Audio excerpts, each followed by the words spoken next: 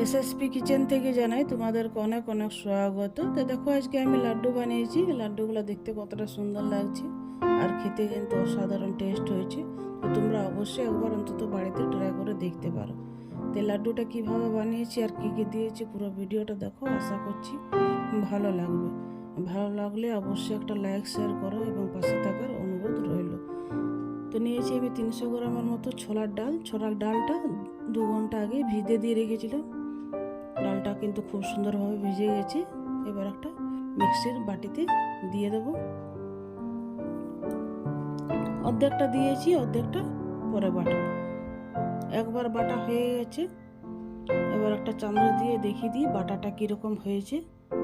বাটাটা খুব মিহি করার প্রয়োজন নেই, কারণ হালকা গোটা গোটা থাকলেও কোনো অসুবিধা নেই, কারণ এটা আরেকবার বাটতে হবে। একটা জামবাটির মধ্যে আমি তুলে নেব, আরেকবার ডালটা বেটে নেব। সব ডালটাই আমার বাটা হয়ে গেছে। দেখো 1-2টা ডাল কিন্তু গোটা আছে। আর আমি আগেই বললাম অসুবিধা নেই, 1-2টা গোটা থাকলেও অসুবিধা নেই, আর একটু মোটা মোটা বাটাটা হলেও অসুবিধা নেই, কারণ এটা আরেকবার বাটতে হবে। তো সবটাই আমার বাটা হয়ে গেছে। এবার মিক্সির বাটিতে যেটুকু লেগেছিল সেটার মধ্যে একটুকু জল দিয়ে দিলাম। একটু পাতলা মনে হচ্ছে তো অসুবিধা নেই। এই সময় তোমরা চালের আটা বা সুজি দিতে পারো। আমি সুজিটা দেব, তাই সুজি 1 চামচ দিয়ে দিলাম।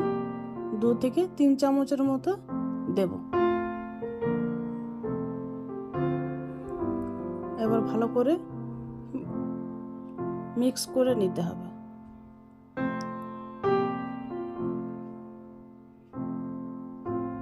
মেশানো হয়ে গেছে। এবার কালারের জন্য দিয়ে দেবো একটুখানি হলুদ। তোমাদের কাছে যদি ফুড কালার থাকে তাহলে ফুড কালারটা ব্যবহার করতে পারো, তাছাড়া হলুদটা দিতে পারো। হলুদ কিন্তু এই সময় দিতে হবে, পরে দিলে কিন্তু গন্ধ ছড়াবে। সব কিছু মেশানো হয়ে গেছে। এবার ঢাকা দিয়ে 5 থেকে 10 মিনিটের মতো রেখে দিয়েছিলাম। দেখো খুব সুন্দরভাবে ব্যাটারটা রেডি হয়ে গেছে আর অনেকটা ঘন হয়ে গেছে। এরকম হলেই হবে। এবার একটা কড়াই চাপিয়ে দিয়েছি। কড়াইয়ের মধ্যে দিয়ে দেবো সাদা তেল।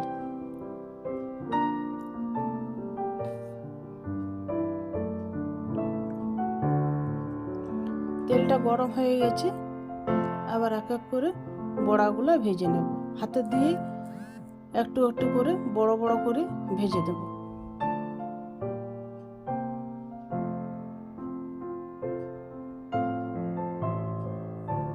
যেরকমভাবে ডালের বড়া করে সেরকমভাবে কিন্তু এগুলো ভেজে নিতে হবে, কিন্তু একটু কড়া করে ভাজতে হবে।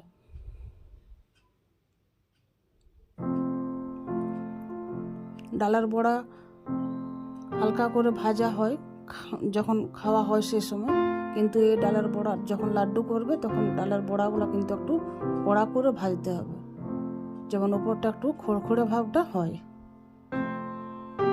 তাহলে কিন্তু লাড্ডুগুলো খুব সুন্দর হবে। আর উলট পালট করে সব দিকে সমানভাবে ভাজতে হবে।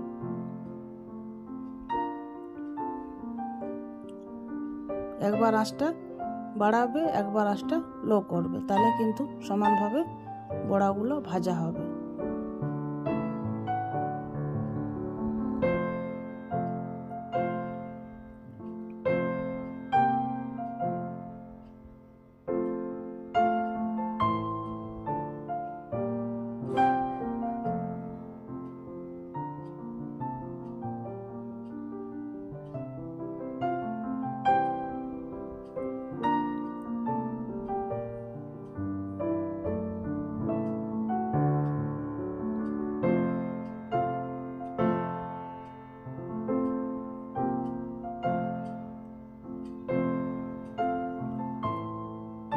বড়াগুলো কিন্তু খুব সুন্দরভাবে ভাজা হয়েছে। এবার একটু হালকা লো করে নিয়ে আর একটুখানি ভেজে নেব। আঁচটা লো করে ভেজে নিলে ভালো হবে।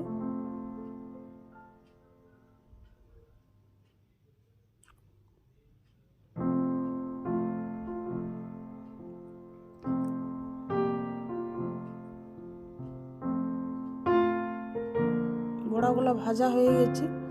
এবার বড়াগুলো একটা থালার মধ্যে তুলে নেব।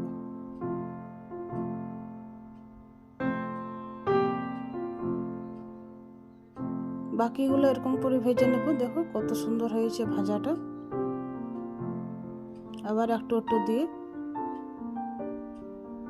ভেজে নেব সবগুলো।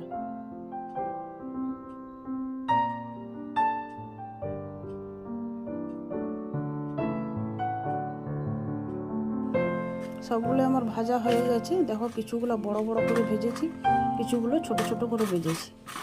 আর শব্দ দেখো কত সুন্দর আসছে, কতটা মুচমুচে খুরখুরে হয়েছে। এরকম হলেই হবে। এবার সবগুলো টুকরো টুকরো করে নেব, তাহলে বাটতে সুবিধা হবে। উপরটা খড়খড়ে হয়েছে, ভিতরটা কিন্তু হালকা নরম আছে।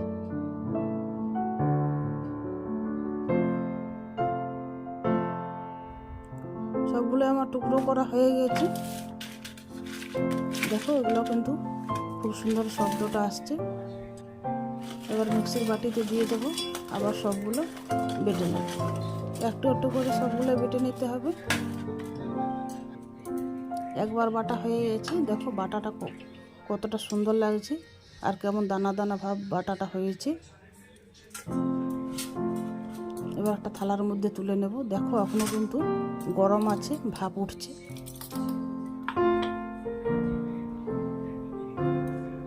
সুজিটা দেওয়াতে কত সুন্দর দানা দানা লাগছে। এরকম হলে লাড্ডুটা কিন্তু খুব সুন্দর হবে।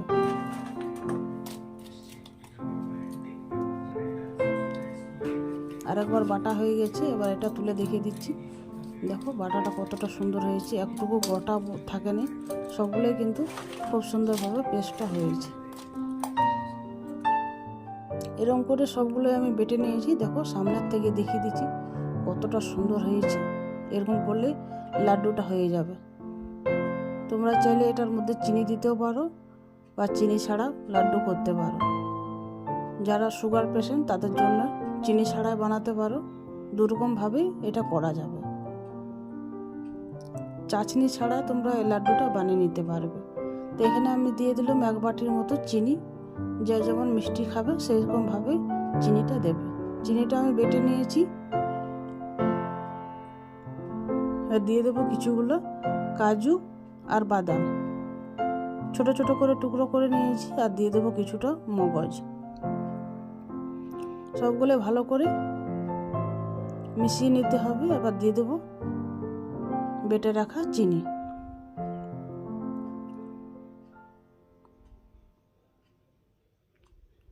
এই লাড্ডুটা চাশনি ছাড়াই লাড্ডুটা বানিয়ে নিতে পারবে।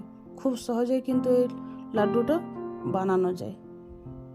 এবার সব কিছু দেওয়া হয়ে গেছে, ভালো করে মিশিয়ে নিতে হবে। দুরকমভাবে লাড্ডুটা করা যাবে। চিনি ছাড়াও করতে পারবে, বা চিনি দিয়েও করতে পারবে। সব রকমভাবে এই লাড্ডুটা করা যাবে। যেটুকু ছিল চিনির বাটা সেটাও দিয়ে দিলাম। এবার এটা ভালো করে মিশিয়ে নিতে হবে। সব চিনিটাই দিয়ে দিয়েছি।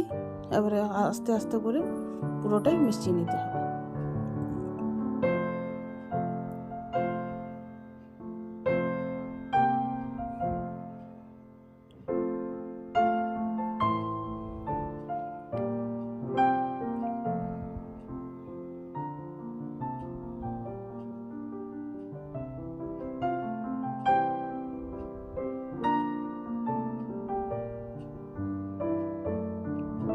মিশানো হয়ে গেছে। দেখো কতটা চিট ভাব হচ্ছে।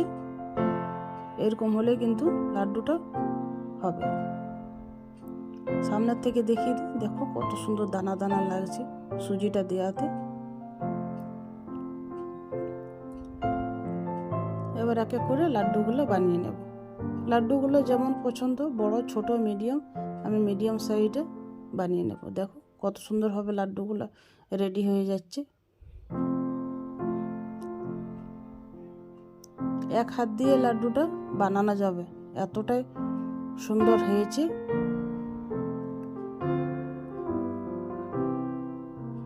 দেখো খুব সুন্দরভাবে বানা হয়ে গেল। আবার এক এক করে সবগুলোই বানিয়ে নিতে হবে।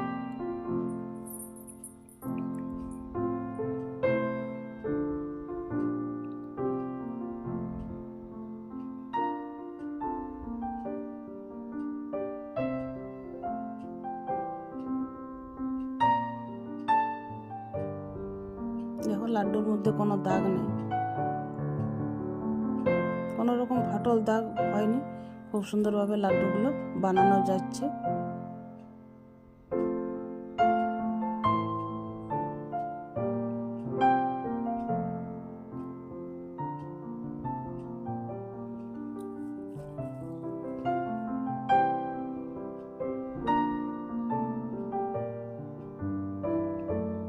খুব জোরে করে হাতটা ঘুরিয়ে দিলাম বলে দাগটা চলে এলো।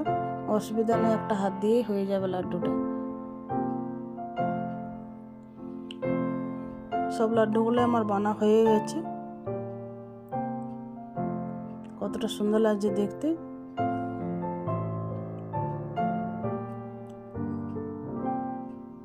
কিছুগুলো লাড্ডুর বাটি ছিল, মতিচুরের লাড্ডুর বাটি, সেগুলোতে দিয়ে সাজিয়ে দিলাম। দেখো কতটা সুন্দর লাগছে। একটা আবার ভেঙে দেখিয়ে দিই, ভিতরটা কতটা নরম হয়েছে। পুরো ভিডিওটা দেখার জন্য অসংখ্য ধন্যবাদ জানাই।